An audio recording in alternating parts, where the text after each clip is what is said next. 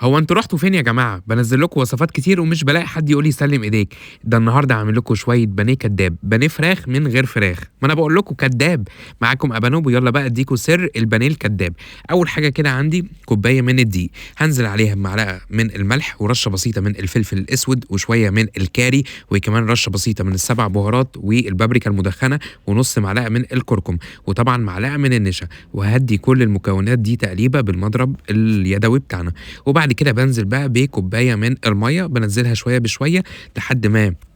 الخليط بتاعنا يعمل كده شبه خليط الكريب بس يكون تقيل شوية، تمام، أخف من خليط الكيكة وأتقل من خليط الكريب، تمام، أنا زوّدت ربع كوباية مَيّة كمان، وهادّي بقى التقليبة التمام دي، طبعًا اللون الأصفر اللي هو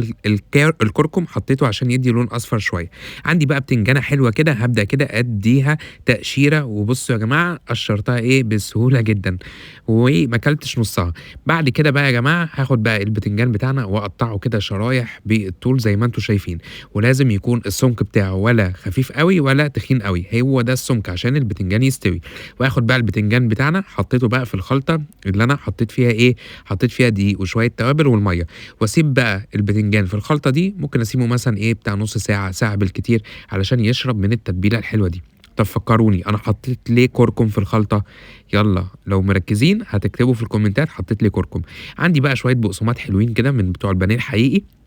خدت بقى إيه البانيه الكدّاب بتاعنا بعد ما قعد شوية في التتبيلة بتاع نُص ساعة، بدأت كده أحطّه فين، أحطّه في البقسماط بتاعنا، ولو عايزين بقى تستخدموا بقى البقسماط الكريسبي والحاجات دي برضه استخدموها، بجد بيطلع طعمه حلو أوي كده ومقرمش، والولاد هينبسطوا بيه أوي مع شوية بقى ساندوتشات بقى، شوية خس وطماطم وكاتشب ولو في مايونيز ولو عندِك تومية صيامي اللي هي التومية اللي هي المشطشطة دي برضه بتبقى طعمها حلو أوي. خلّصت بقى كل كمية البانيه، شوفوا بتنجانة واحدة عملت معايا كمية بانيه كدابة محترمة يا جماعة. عندي بقى زيت غزير كده ويكون سخن كده على النار وهابدأ كده أحطه. عايز أقول لكم إن الطريقة دي حلوة والطريقة دي هتطلّع لنا طبعًا بانيه كداب، وعايز أقول لكم كمان إن الطريقة دي هتخلّي البتنجان نفسه مش شارب زيت، وممكن برضه نعملها في الفرن أو في الair fryer تمام، عشان في ناس بتقول لي يعني عايزين نبطّل الحاجات إيه